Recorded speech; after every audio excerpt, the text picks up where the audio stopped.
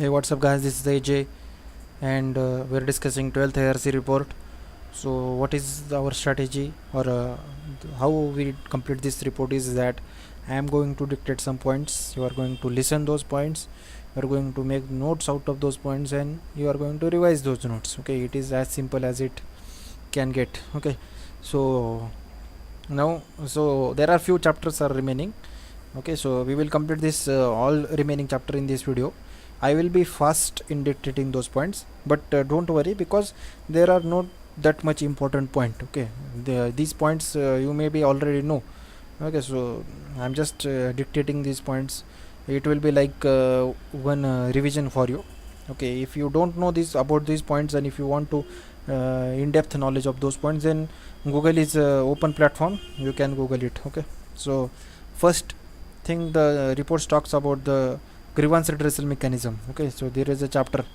Okay, so they have given a definition of grievance redressal. What is the definition? You don't need to remember, just for the sake of understanding I am dictating it. Okay, even if you forget this, or then it's also fine. What is the definition? Expression of dissatisfaction made to an organization related to its products, services and processes, where a response or resolution is explicitly or implicitly expected, is nothing but the grievance redressal mechanism. Okay, so for this mechanism, what are the example of grievance redressal mechanism in India? So chief vigilance commissioner is there, then lokayuktas is there, then bankers ombudsman is there, then there is a departmental related parliamentary standing committee on personal public grievances, law and justice. So these kind of committees are there. Okay, so these are the nothing but the few examples of grievance redressal, okay, in India.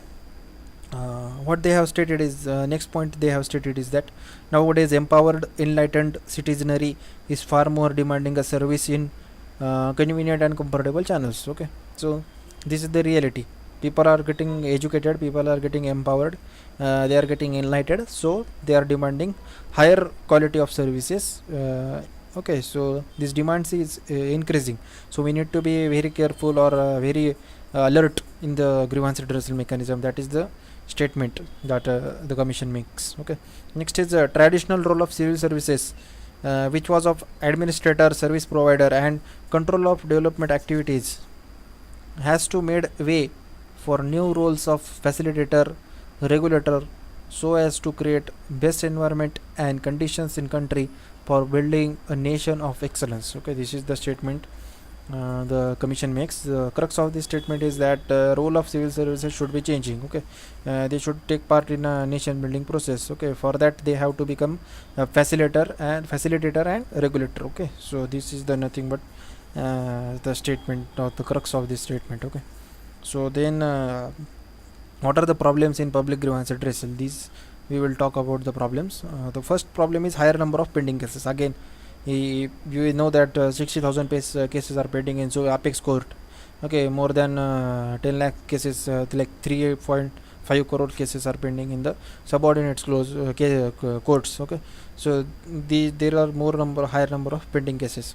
Next is assigning specific day for grievance redressal, which is not observed by the many departments. Okay, not many departments associate a particular day of the week or a month for the purpose or sole purpose of grievance redressal.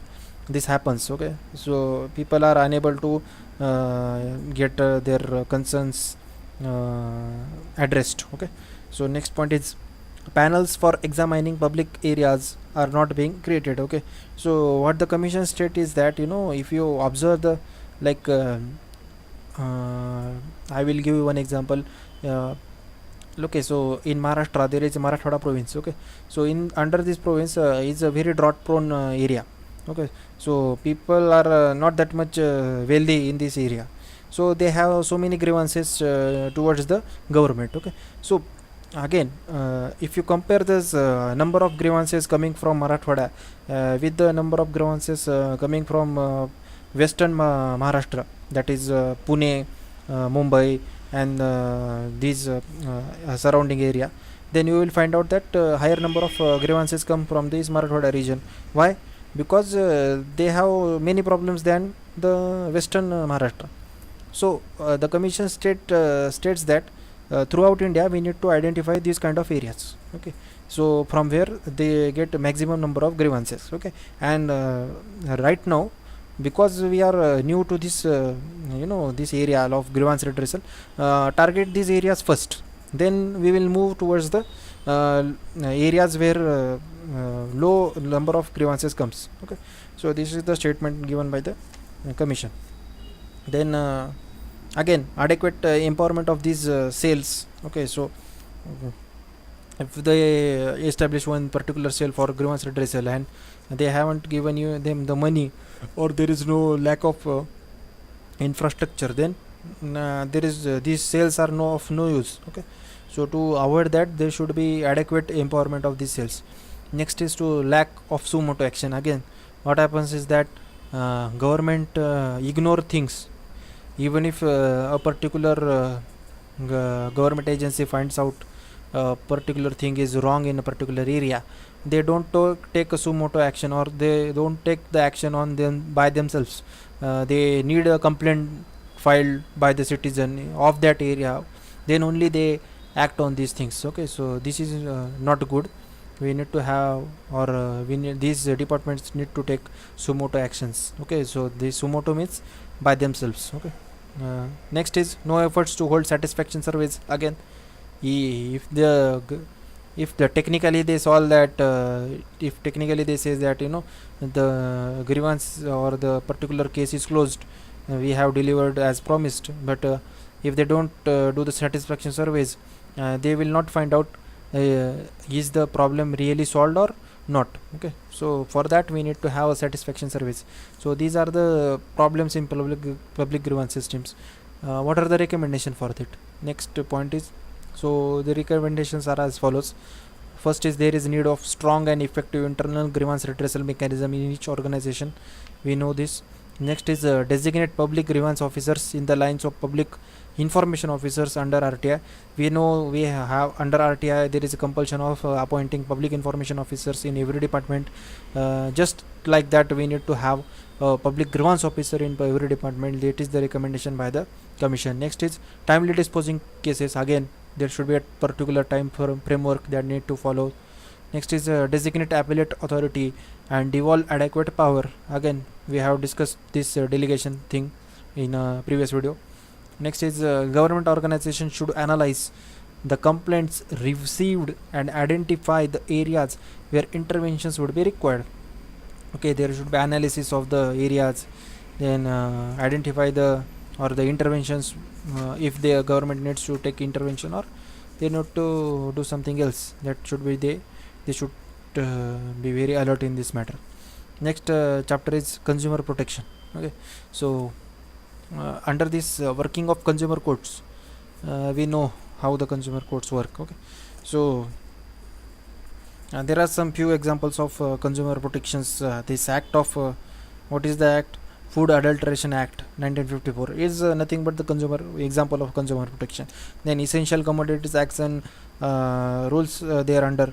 These are nothing but the an example of consumer protection. The Cinematography Act of 1952. Again, this is the example of consumer protections. There are n number of examples. We have taken some few. Okay, so what are the recommendations? So first is see, Lok Adalats would be effective in settling many consumer disputes. Setting up a limit like 2 lakh per rupees cases should be first referred to the Lok Adalats. Okay, if you don't know, then you watch my judicial reforms video on this channel. Okay, so you will find out what is Lok Adalats. Then what way the commission recommends that the particular case is below 2 lakh rupees, then make that compulsory for a particular customer to appeal to in the Lok Adalats instead of appealing to the subordinate courts. Okay, so this is the recommendation. So what will it will do? It will reduce the workload of the subordinate courts, as well as it will give them a faster justice. Okay, in this Lok Adalats. Okay. Next is all ministries departments needs to examine the procedures regulating grant of licenses, permissions or registration, including the underlying acts, rules and notification, etc. Okay, so what happens customer becomes tired if the particular person wants to take a license for driving, then he wants to take permission for setting up a industry. So nowadays the process is very lengthy. Okay, so it is very time consuming, it is very difficult, procedures hurdles are there. So we need to remove those hurdles, we need to make it simply, process must be simplified, and making giving them a single window approach should be there. Okay, instead of uh, you know moving them from one window to other another, we should be give them a particular single window, and under this single window only we are going to solve their all problems. Okay, so these kind of things the commission recommends. Okay, next point is objective procedure to randomly select units of for inspection exceptions union. Okay, so I will explain this. What happens is that if a particular officer wants to raid a particular let's say merchant, okay, just because he finds out some irregularities, or he thinks that the particular merchant is committing some crime, at that time he randomly cannot nowadays he can randomly inspect the premise of that particular merchant. But this should not be the case. The commission states that this randomness must be removed. There should be objectivity. So how to make bring the objectivity, then establish the procedure for the inspections. Okay, so this particular officer, if he wants to raid a particular merchant's premise, then at that time he has to follow some procedure. Okay, so if the procedure says that now he is able to raid, then only he will raid, otherwise he will refrain from raiding. Okay, so this is nothing but the again this is a at the end who is the commission protecting? The commission is protecting the innocent merchants. Okay, not the merchant who are culprit. Okay, so this statement is for protecting the innocent merchants, okay, from the harassment of the government officers. Okay, next is the outcomes of all inspection must be immediately put in public domain, even if the particular raid is happened in on particular merchant. At that time they have to instantly put all the data in the public domain. Next is annual audit of the licensing and inspection system each year by the independent agency. Throughout the report we will find out this statement again and again. The statement is independent regulatory agency. Even if in any matter also in India, if there is a particular problem, how to rectify the problem or how to make this particular agency accountable, at that time we directly put a statement that there should be independent regulatory authority. Okay, so next this, so we have covered this chapter also, I think so. Okay, so next chapter is special institutional mechanism. Okay, so the commission talks about the like National Human Rights Commission is there, National Commission for Women is there. Okay, so National Consumer Dispute Redressal Commission is there. Okay, so these types of commissions are there. The commissions talks about some recommendation on for these special institutional mechanisms. Okay, so what are these recommendations is like, first is a common format for making a complaint before various statutory commissions. What happens is that like if particular person wants to file a complaint in NHRC, like that is a National Human Rights Commission, and at the same time he wants to file a complaint in under to the National Commission for Women. So there are two different types of forms he has to fill. Okay, so this is a cumbersome process. Okay, so to reduce this, the commission states that make a single format for a form. Okay, under this form you just have to tick whether you want to go to the NCW or NHRC, or if you want to file this complaint for in the under this both bodies. At that time you just have to tick. Okay, so this should be making this procedure simpler. So next point is each statutory commission should create an electronic database. Again I have stated earlier that this report is of 2009 and 2005. Okay, so the report constantly talks about making e-governance, okay, or promotes e-governance, or talks about the electronic database. Okay, right now we have this kind of database, but still it is not reached completely. But majoritarily we have covered that we all the institutions and all the departments of the government has electronic database. So this point does not have that much value right now, but you can put it anyway. So next point is coordination between them. Again, what NHRC doing must be made communicated to the NCW, okay, National Commission for Women, or there is a commission. There are various commissions on institutions. They communicate. They must communicate with each other, so there will not be any duplication of efforts.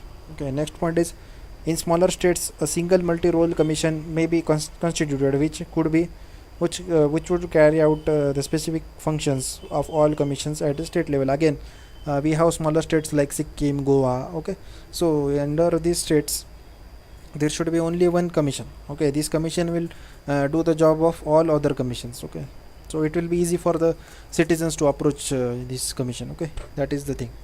Next is a separate standing committee on parliament may be constituted to look into annual reports submitted by these statutory commissions. Okay, so there are so many annual reports filed by the so many commissions. Okay, nobody knows what is happening, so there should be permanent standing committee is not permanent. I think standing committee is permanent or not, so this is your job, find out. Okay, so what is the meaning of standing committee? Okay, so this there should be a committee in parliament, okay, which will look after all the reports filed by all the commissions or institutions, okay, or statutory bodies or constitutional bodies. Okay, so now last chapter is process simplification. Okay, so as we discussed this earlier, you know what is the meaning of process simplification, that we need to make the life of the citizens very simple. So to there are so many procedural hurdles. The citizen gets frustrated due to so many procedures comes under his way. So we need to have a process simplification. For that, the commission recommends few things. Which are these things? We will discuss. First is, all ministries departments prepare roadmap for carrying out a process simplification exercise. Okay, so these departments should create one roadmap. Okay, they should lay down some guidelines. Under those guidelines they should work. Okay, next is changes in rules, regulation and laws whenever necessary. Okay, whenever or wherever possible, you need to remove the hurdles. Okay, so for that introduce the changes in rules, regulation and laws. Okay, next is construction of an in-house core team of persons well versed with the internal procedures. Again, if there is a department of women and child welfare, okay, so find out the expert in this department. Okay, make their committee. Okay, they give them job to the committee, that they need to find out the methods, or they need to remove those methods which are making this process very cumbersome. So this kind of like expert committee we should constitute, or every department should constitute a expert committee. They should give them job to rectify the errors, and then we should proceed. That is the recommendation by the commission. Next is, engage in external experts if necessary. Again, if we don't have an internal expert, then hire the expert from the external. Okay, so then again, next point is getting feedback from citizens. As I told you earlier also, that every time you will find out the citizen centric approach is the name of the report. So we should include the citizen in every stage of governance. So in this fashion also, or in this sense also, we need to include the citizen in this process to make this process simpler. Okay, so next point is analyzing all processes from a point of necessity, simplicity, rationality and citizen centricity. Okay, so to this through this prism, to these lenses, we should analyze this process, and we should come to the conclusion. Okay, next is redesigning processes and forms. Again, as I told you earlier, that for institutions also they were stating that there should be a single form. So this is in the same way we should redesign the processes. Next is doing a pilot study and getting it evaluated. Again, don't just introduce the new system across all pan India. Okay, so we need to do this first for on pilot basis. Then we should identify the mistakes or the positive and negative points, and then we should ratify those points, and then only the government should introduce this kind of processes across India. Okay, next point is, once the pilot stabilizes, analyzing the changes required in the rules and statutes, and then those implementing those changes. Okay, that is the recommendations by the commission. Next is creating in-center mechanism for sustaining the changes. Again, we introduce so many changes under the government, but they are not sustainable. Okay, so this is a problem or big hurdle in the governance, that these changes are not sustaining. So we need to establish a mechanism through which it will verify that these changes are sustainable. Okay, next is structural changes should be an integral part of any process simplification exercise. Okay, we need to introduce some structural changes. Okay, what is the meaning of structural changes, you find out. Okay, I will not go into explaining this. Next is okay, so for that one example I can give you, that you know that RTI